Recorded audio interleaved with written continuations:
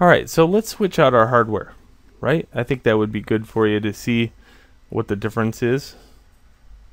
So I'm going to totally take off my oscilloscope, unplug my Uno, take my speakers off of this, take my cool sunflower thingy off there, and then let's switch over to the DUE. Now, only thing about the DUE that you should know about, it's 3.3 volts, okay? It also puts out 5 volts, but if you cross a 3 volt with a 5 volt, you know, you'll burn out a pin. So don't do that. There are some things that you have to follow as far as procedure is concerned about the DUE. So if you're new at Arduino, you know, they are very nice to own, but you have to know how to shift, just like a really fancy race car.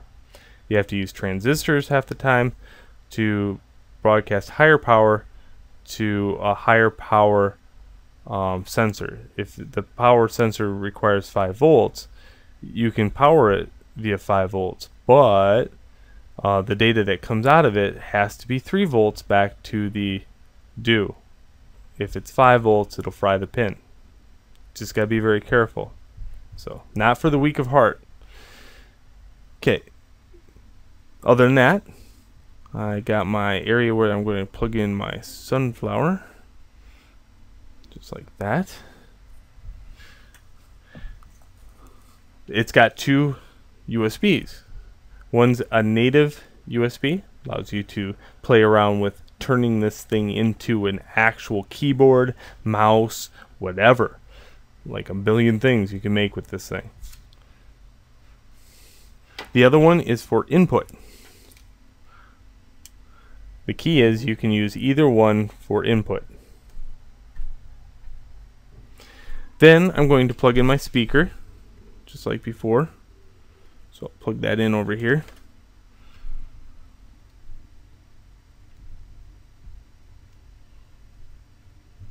Just like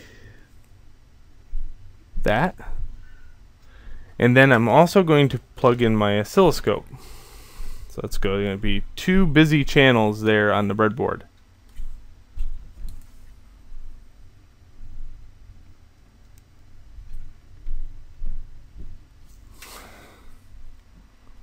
Alright, so there we go. We hooked it all up. The code pretty much is the same thing. So the only thing we have to change here is the board is going to be now the Arduino DUE programming port.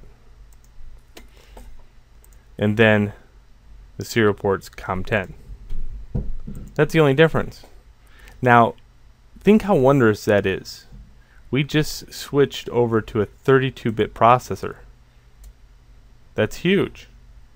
And there's no change here, hardly at all, except for a couple drop downs. Alright, so there we go. That's all in there. I still have fit on. And notice my frequency is not showing up. Okay, as I adjust this just a little bit. And here I want a visual for you as far as light is concerned.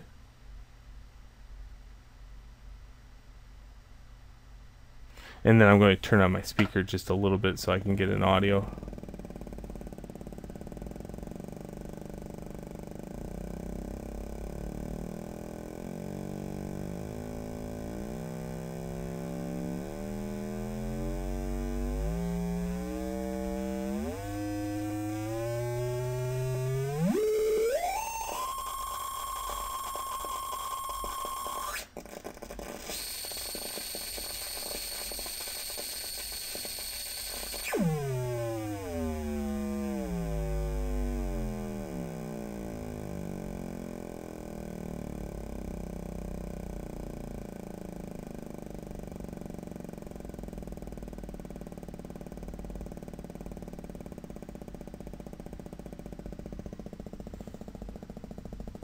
Alright, what have we learned? Well, you can see here I have a huge change in hertz. I mean, like, I can go from like a 3 hertz all the way up to a 4 kilohertz. That's huge. So you can hear it. You heard it scream there. But as far as an output is concerned, this thing rocks all. So that's a difference. Well, there's several others, but for right now, you know, as far as my experiments are concerned, this is what I have. You know, I just got this thing in the mail like a couple days ago, and I've been, you know, kind of tit for tatting things. But for this experiment, you notice the difference right off the bat. The output is, it got a huge range compared to the other one, and there's a lot more because of that change. You can do a lot more experiments. The only bad side is 3.3 volts. You just got to be very careful about how you hook up 5 volts to any one of those. Maybe we'll have a lesson later on where I show you how to, you know, if you do decide to go down that road, maybe just an off chapter saying, hey, this is what you do if you have a DUE.